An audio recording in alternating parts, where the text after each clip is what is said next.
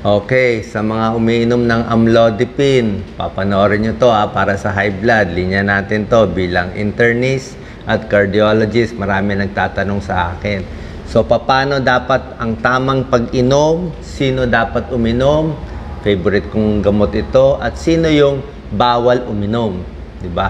Pero lagi ko nga sinasabi, payo lang yun sa akin. Diba? Ang pinaka-final decision ang doktor ninyo. Siya magdi-decide. Kung gusto niya amlodipine, losartan, metoprolol, at kung ano pa man, siya magdi-decide. Pero sa akin, marami kayong matututunan ng paano siya ginagamit. Kung nabigyan kayo ng amlodipine, kasama siya sa group ng calcium channel blockers. Okay? Calcium channel blockers, ginagawa niya, pinapabuka yung mga arteries, yung mga ugat. Pareho sa losartan, binubuka din. Ang ending nila, kadalasan may pin sa dulo. Amlodipine, felodipine, isradipine, nicardipine, nifedipine. Lahat may pin, meron pang lasidipine. Maganda siya sa mataas na blood pressure. Yan ang maganda siya. Kung merong mga sakit sa dibdib, sakit sa puso, bara sa ugat, pwede siya.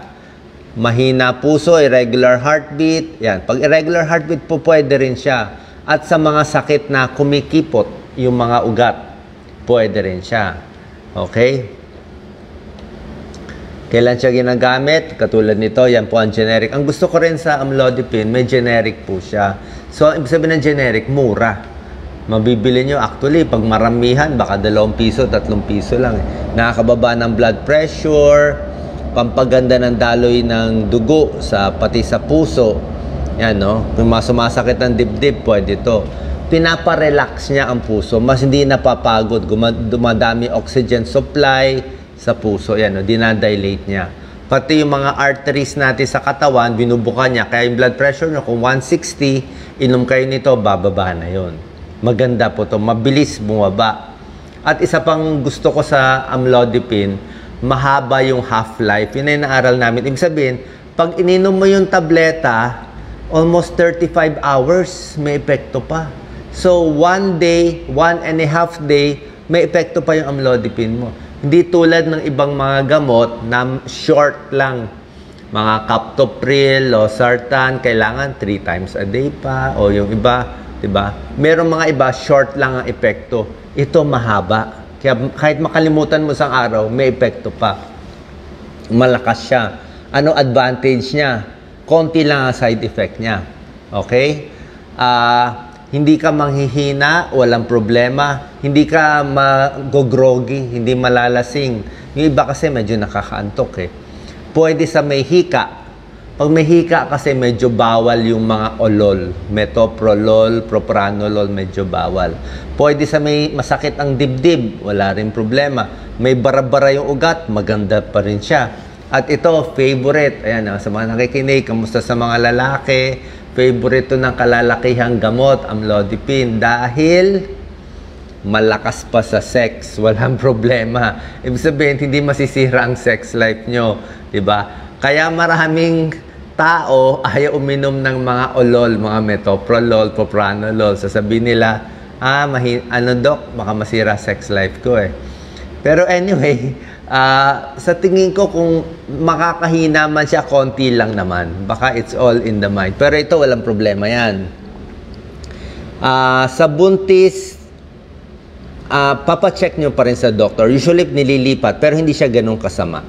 Tapos, so, walang masyadong effect sa quality of life. Walang ganong side effect na ganito. Pero meron din siyang ibang side effect. So, ano ba mas maganda? Amlodipine o losartan? Na-discuss ko to, di ba? Di ba? Ano ba mas maganda? Last time, pinag-usapan ko yung losartan. Check nyo yung video ko. Pinakita ko ang losartan, ARB siya, angiotensin receptor blocker. Nagpakita ko na isang malaking trial last time sa losartan. Yung life trial, lumabas na ang losartan, nakakababa ng blood pressure, at nakakatulong sa mga malaking puso. Yung kumakapal yung puso, yung may heart failure, mahina ang puso, maganda siya. At nakaka-prevent siya ng diabetes. Maganda siya sa diabetes, lumalaki ang puso at may high blood. Tignan natin kung pag pinaglaban natin ng amlodipine sa mga sartan group, sino mananalo? Okay? Last time, pinaglaban yung losartan, pati atenolol eh. O, tingnan natin ha. Ano lang to, lalaliman ko konti pasensya na. Kaming cardiologist, mahilig ako sa trial, minimemorize ko lahat to. Last time, tinuro ko na yung losartan, tinalo niya ang mga olols, atenolol. Nanalo siya sa pagbawas ng heart attack, pagbawas ng stroke, at pagkamatay. Mas panalo siya. Tinalo niya to. Diba? Parang boxing yan eh. Ngayon, paglalaban natin yung mga sartan, pati amlodipine. Tingnan natin kung sino mas panalo. Ang ganda nitong trial po. Value trial, 15,000 people. Pag may ganitong trial, sa aming mga doktor, para siyang Supreme Court ruling. Hindi to madadaya kasi talagang libo-libo eh. Tsaka mahirap na mabago. 15,000 patients, finalo up, 4 years, 5 years, talagang massive study, worldwide pa yan eh. Kaya kung ano man resulta, halos ganun lagi ang result. Diba? Big. So, 15,000 people, finalo up, pinaglaban ang amlodipine sa isang sartan, ang pangalan valsartan, kapatid ng losartan. Tinignan sino ma-heart attack, sino may stroke, sino mamamatay, sino magkaka-diabetes. Valsartan 80 mg versus amlodipine 5 mg sa blood pressure 140/90 pataas. Tingnan nyo, tingin nyo sino mananalo. Chinek nila, sino ma-heart attack. Mas marami ba sa amlodipine group or valsartan?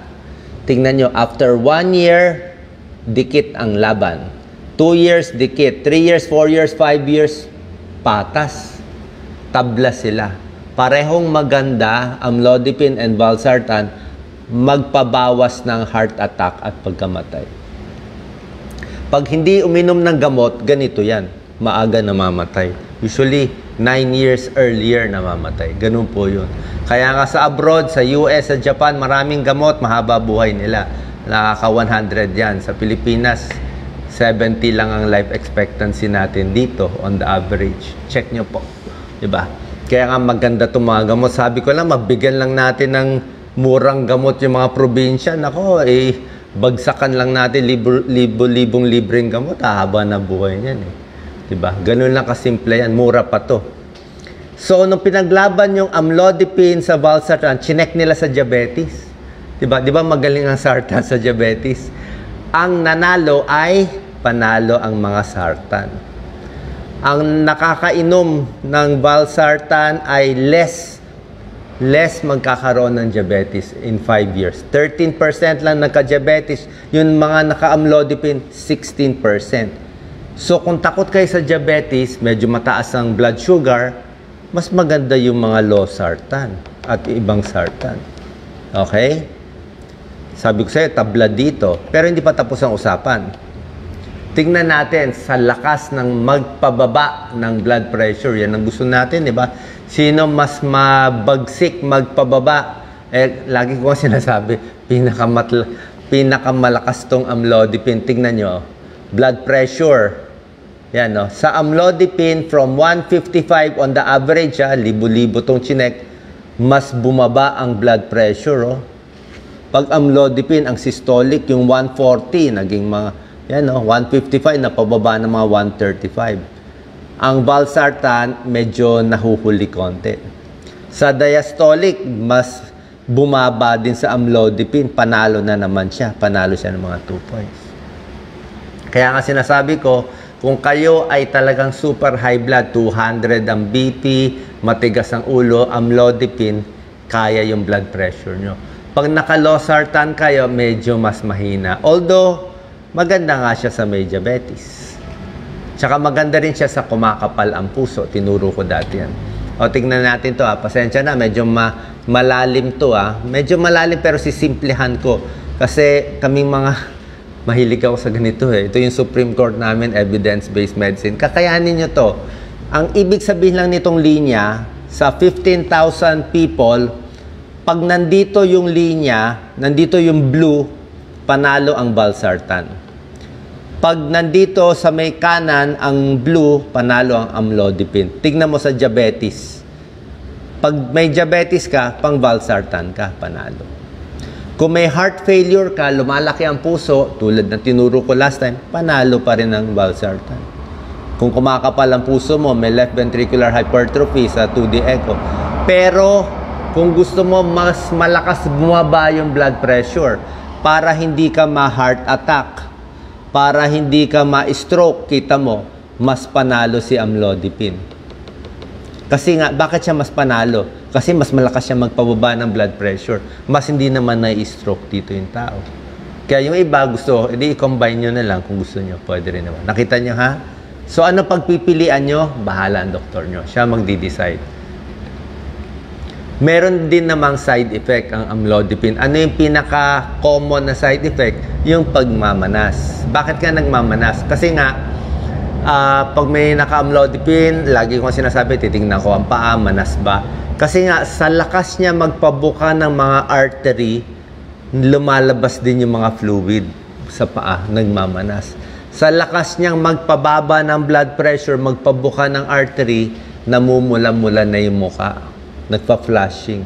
Sa lakas niya magpababa ng blood pressure, bumabagsak naman masyado, hypotension, bagsak BP, nahihilo, meron nagda-drowsy, meron nagra-rush.